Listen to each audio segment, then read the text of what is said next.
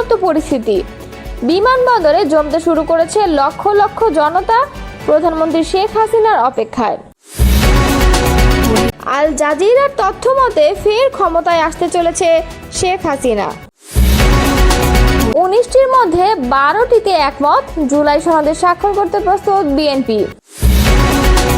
BNP বারবার ভোটের অধিকারের কথা বলেছে, এমনটাই মন্তব্য করেছেন আব্বাস।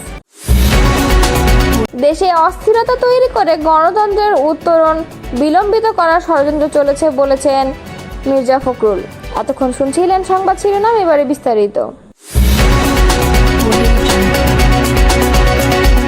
বাংলাদেশে অস্থিরতা তৈরি করে গণতন্ত্র উত্তরণের পথ বিলম্বিত করার ষড়যন্ত্র ও চক্রান্ত চলছে বলে মন্তব্য করেছেন বিএনপি মহাসচিব মির্জা ফখরুল ইসলাম আলমগীর। তিনি বলেছেন, বিএনপি বিশ্বাস করে যতদিন জাতীয়তাবাদী যুব দল ও ছাত্রদল টিকে থাকবে ততদিন গণতন্ত্রকে ধ্বংস করার কোনো শক্তি জয়ী হতে পারবে না।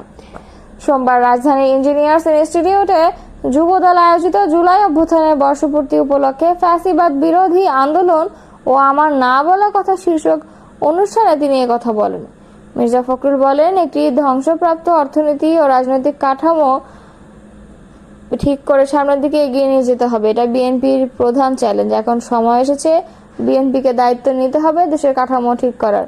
তিনি আরো বলেন, বাংলাদেশ কখনো মাথা নত করেনি, লড়াই করে সামনের দিকে এগিয়ে গেছে। বিএনপি দীর্ঘ 15 বছর লড়াই সংগ্রাম করেছে দেশনেত্রী খালেদা জিয়ার নেতৃত্বে, এরপর 6 থেকে 8 বছর তারেক রহমানের নেতৃত্বে।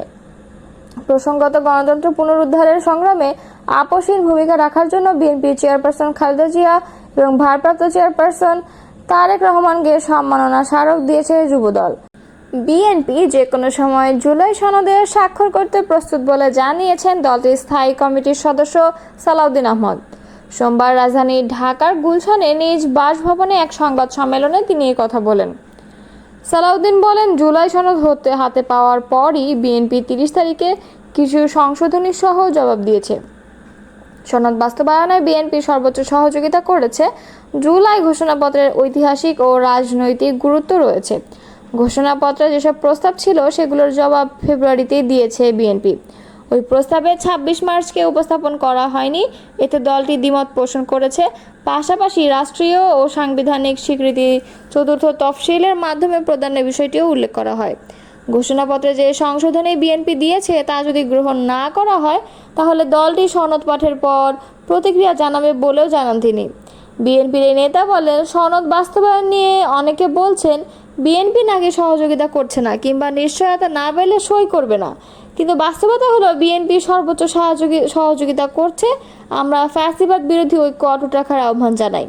এ সময় তিনি জানান, জাতীয় ঐক্যমত্য কমিশনের সংস্কার কমিশনের 19টি মৌলিক বিষয়ে আলোচনা হয়েছে, যার মধ্যে 12টি বিষয়ে বিএনপি একমত হয়েছে এবং 7টিতে নোট অব ডিসেন্ট দিয়েছে।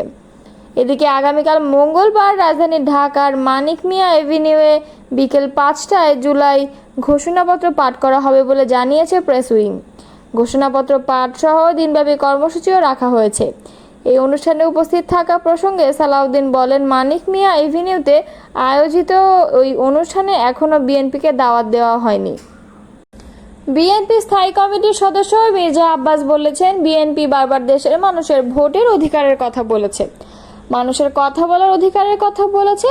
সোমবার বিকেলে রাজধানীর ইঞ্জিনিয়ারিং ইনস্টিটিউশনে যুব দল আয়োজিত ফ্যাসিবাদ বিরোধী আন্দোলন আমার না বলা কথা শীর্ষক অনুষ্ঠানে তিনি এই মন্তব্য করেন।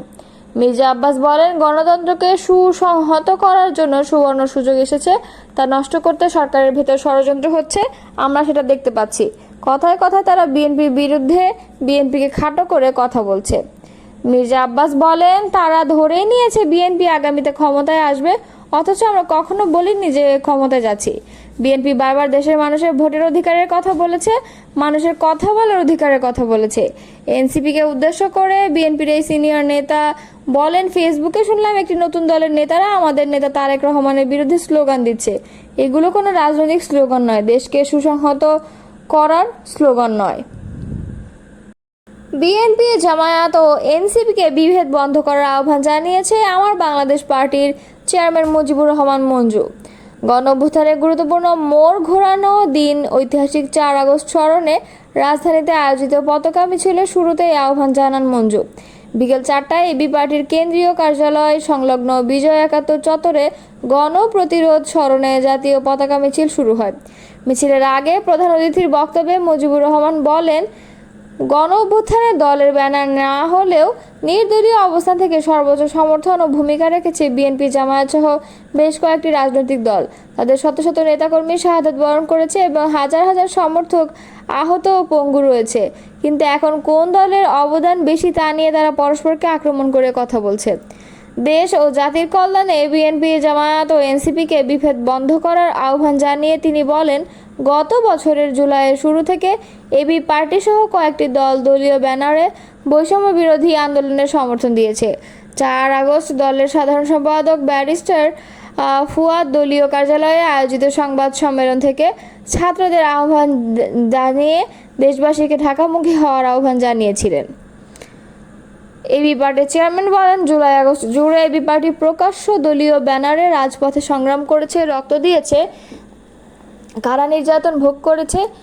আমাদের অংশগ্রহণ ছিল দলগত, তবে আমরা মনে করি আমাদের অবদান অতি ক্ষুদ্র ও নগণ্য। বিএনপি, জামায়াত ও এনসিপির নেতাকর্মীরা নির্দলীয় পরিচয়ে সবচাইতে বেশি ত্যাগ ও অবদান রেখেছে এই অভ্যুত্থানে, কিন্তু এখন তারা দলীয়ভাবে ক্রেডিট নিতে গিয়ে বিবাদে জড়াচ্ছেন, যা মোটেও কাঙ্ক্ষিত নয়। মঞ্জু বলেন, দলীয়ভাবে এনসিপি কোনো অবদান দাবি করতে পারে না, কারণ এনসিপির জন্ম হয়েছে অভ্যুত্থানের পর। এনসিপির নেতৃত্বে এখন যারা আছেন তাদেরকে গণ অভ্যুত্থানের মূল নেতা উল্লেখ করে তিনি বলেন, অবদানের বিতর্কে জড়িয়ে কেউ কাউকে আপোষকামী এবং সাবেক ছাত্রলীগ বলে সম্বোধন করা উচিত নয়। তিনি দেশ ও জাতির কল্যাণে বিএনপি, জামায়াত ও এনসিপিকে এই জাতীয় বিভেদ বন্ধ করার আহ্বান জানান। দলের সাধারণ সম্পাদক ব্যারিস্টার আসাদুজ্জামান ফুয়াদ বলেন, জুলাই ঘোষণাপত্র যদি সব রাজনৈতিক দলের অংশগ্রহণ ও আলোচনার মাধ্যমে প্রণয়ন হতো তাহলে এটি একটি ঐতিহাসিক দলিলে পরিণত হতো, কিন্তু তা না করে একতরফাভাবে এটি উপস্থাপন করাটা শোভনীয় হচ্ছে না।